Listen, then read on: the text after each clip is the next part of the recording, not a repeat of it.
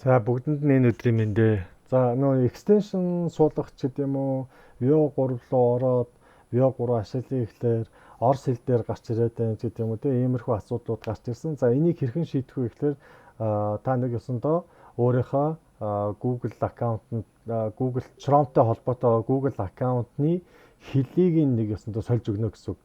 За тэхийн тулд бид нар яах ёстой вэ гэхлээр аккаунт менежер аккаунт гэж ороод за тэнгуүдээ доошоо personal info гэж ороод тэгээ доошоо гэж явах тэгээ зүүнтлийн дээдлийн булан дээр за аль болох ойлгомжтой байдлаар удаан тайлбарлах гэж хичээ би нэг айгу хурдан юмаа хийгээд сурцсан болохоор жоохон хурдан нэг шилжээд хөдөлгөөнөө хийгээд ээж магадгүй тэгэхээр аль болох та бүгдтэй удаан тайлбарлах гэж бас хичээе. За тэнгуүдээ доош нь явангууд language хэсэг байгаа. За хэрвээ таних монголч гэдэг юм уу эсвэл орос хэл дээр байх юм бол энийгээ сольчихно гэсэн үг. За жишээлбэл таних монгол хэл дээр байлаа гэж бодъё л тоо тий. Монгол хэл дээр. За тэгээд нэг иймэрхүү дүр зурагтай харагдаж магадгүй таних дээр тий. Энэ нь болохоор англи хэл байхгүй тий. Англи хэл байхгүй. За тэгвэл та хэд маань англи гэж нэмээд тий. English тий.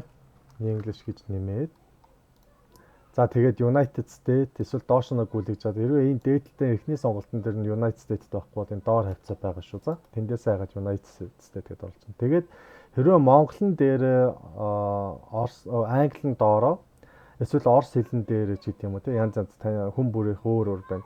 Тэгвэл англи хэлээд дээш нь буюу main болгож өгнө гэсэн гол одоо хэл. Тэгээд second language нь болохоор монгол юм орос. Тэгээд хүмүүс ямар хэл төлхөө ашиглаж байна. За ингээд өгчих юм болоо газтай те. Эхний нэг extension суулгах бичлэгэн дээр орос хэл дээр гарч ирдээсэн шүү дээ. Үр дүн тийм үү?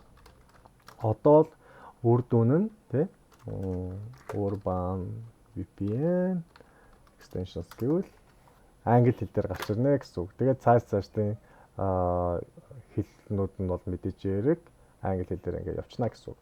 So easy маш амархан багаз. За тэгээд аль болох удаан тайлбарлах гэж хичээлээ ойлгомжтой байсан байх гэж найдаж байна. Дараа уулзлаа. Түр бай.